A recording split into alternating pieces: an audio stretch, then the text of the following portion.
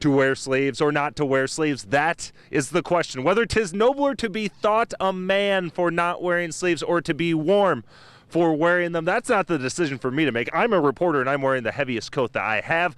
It's a question, though, for the players come Sunday before game time. One of the great things about Brewers on Deck, instead of hanging out with cardboard cutouts of players like Ryan Braun, fans get up close and personal with the real thing. The Phoenix will look to make some team history this weekend at the conference tournament. A win puts them in the NCAAs for the first time, and they also get a chance to avenge their lone conference loss 4-3 to Wright State. Down here near the goalpost, the bodies tend to get stacked up pretty tight as opposed to the rest of the field, where the Packers playmakers on the perimeter have a chance to do their thing. Yeah, thanks a lot, Drew. I remember the game 2 years ago here on Thanksgiving. There was a lot of build-up coming into that game, talking about how the Lions, that was their time, that they were going to end their Packers' domination over them. Well, we all remember how that one ended up. 27-15 win for the Packers, a game that's most remembered for Ndamukong Suh stepping on Evan Dietrich Smith, not for anything the Lions did as players on the field. A much different feel here, though, this year. The stars have kind of aligned for the Lions. They're pretty healthy. Calvin Johnson will play. Nate Burleson will play in this game. Reggie Bush is in the lineup while the Packers come in. They've got a drought going. They haven't won a game in a month, and the players and coaches know that if their season is going to continue into the playoffs, the time to start winning games begins today. Just 4 days away now from the Packers exhibition opener against Arizona, and from the looks of things at practice, that game can't get here soon enough at this point. Absolutely. There's a lot of testosterone out there today. A lot of excitement.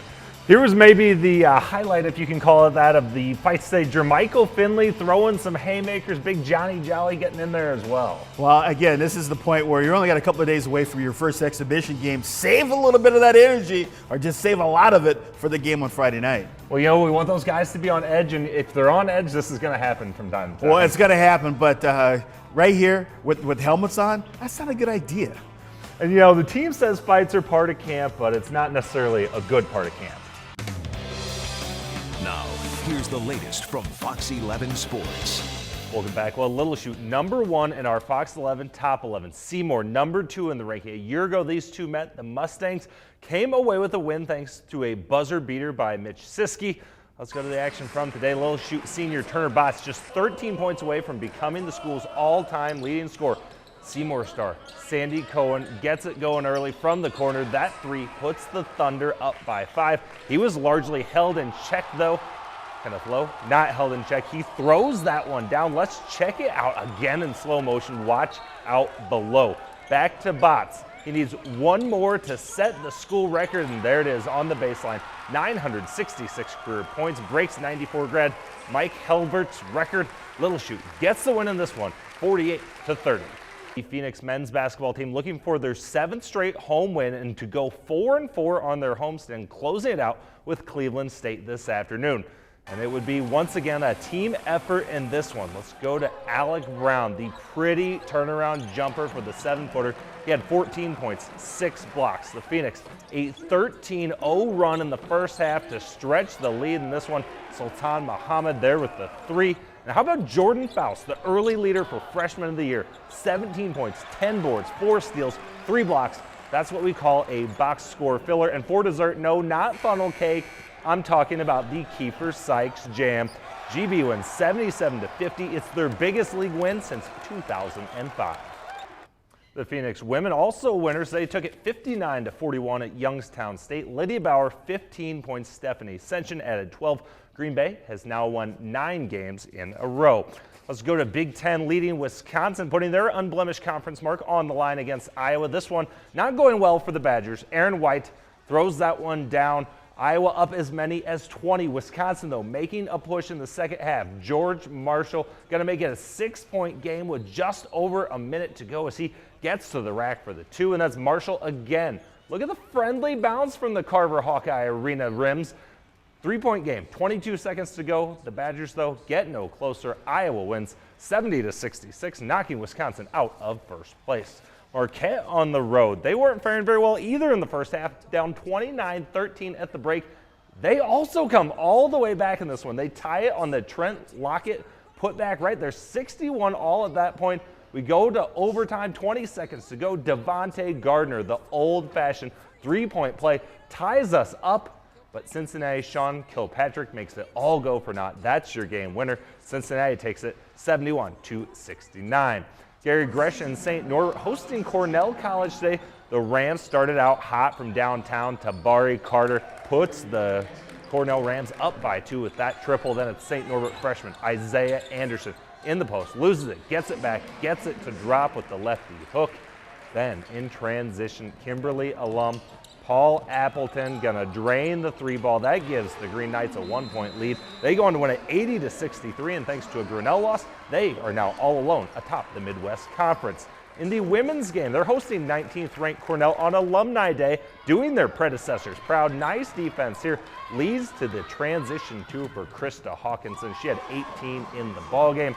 Then it's Tasha Giese. Look at the nice little feed to her. She had 14. Rams down as many as 13 in the second half. They would make this one a game. SNC, though, holds on for a 47-44 victory at the Schulde Center. Let's go to Cornerstone Ice Arena. #1 ranked St. Norbert Hockey had a 9-game unbeaten streak. Stopped by UW Stout last night. Green Knights looking for payback today. That's Derek Donahue going top shelf to make this one a 2-0 St. Norbert lead. Blue Devils get one back. Jason Cohen scores from the blue line, but hey, Sam Higgins says, anything you can do, I can do better. The defenseman scores from way out there. SNC wins this one 4-1.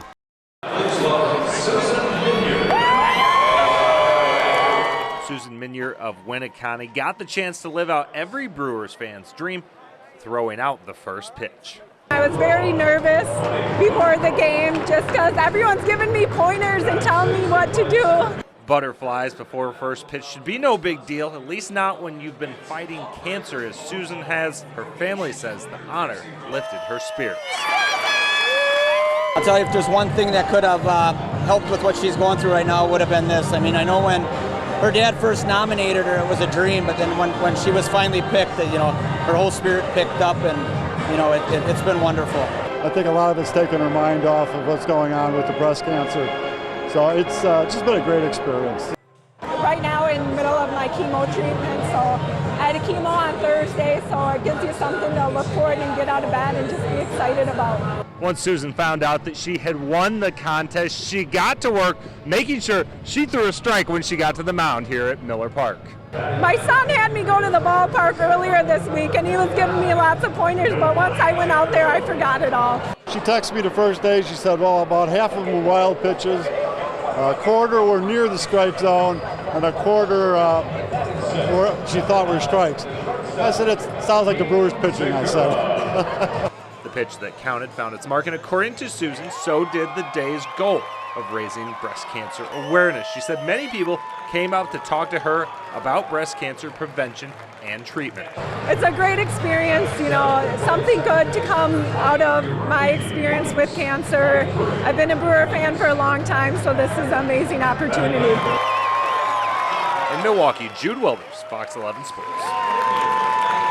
I'm here at Candlestick Park, where Colin Kaepernick has made his name as part of an emerging breed of quarterback in the NFL who utilize the read option. That's where he can either hand the ball off, run it himself, or throw it.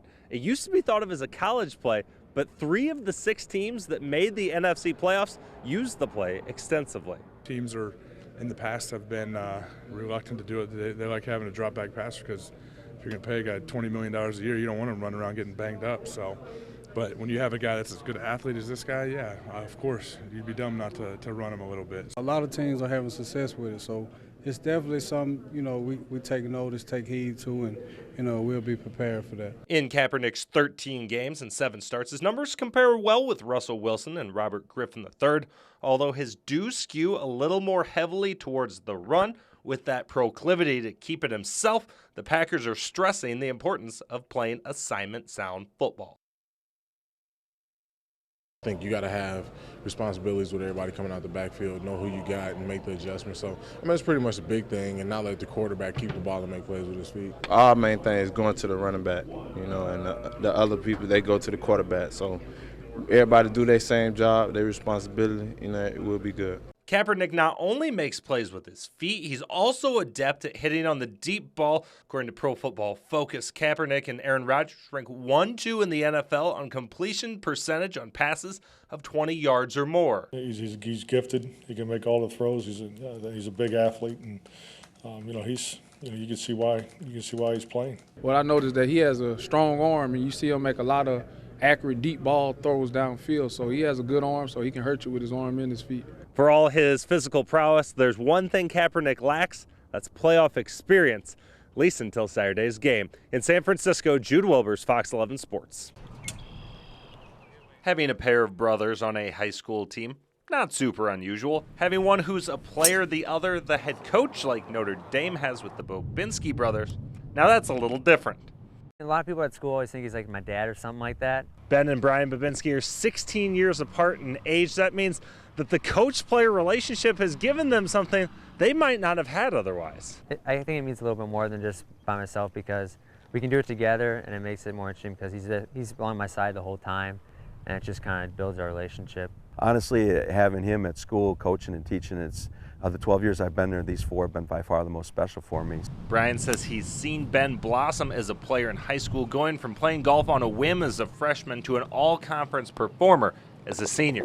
He's played in a lot of events with the top players in the state, and he's really taken that as a challenge. You know, when he's got guys that are going to Wisconsin and Marquette on scholarship. Ben says the competition and practice helps push him as well. It's helped that I've had a lot of good players around me, like Ben Wagner. Like, he's very fundamentally sound. He always helps me if I need a little help or something like that. Top 10 guys are all close to each other, so it always makes it a little interesting. After all the time they've spent together, the state tournament could prove an emotional send-off. It's going to be weird thinking about next year not being like he's there as one of the coaches with me all the time. Walking up 18 on the second day, there might be some emotion, but I just want him and the guys, all of his friends that are on the team, to have the most success that they can and really go out the way that they want. And that would be by walking off the course as state champions.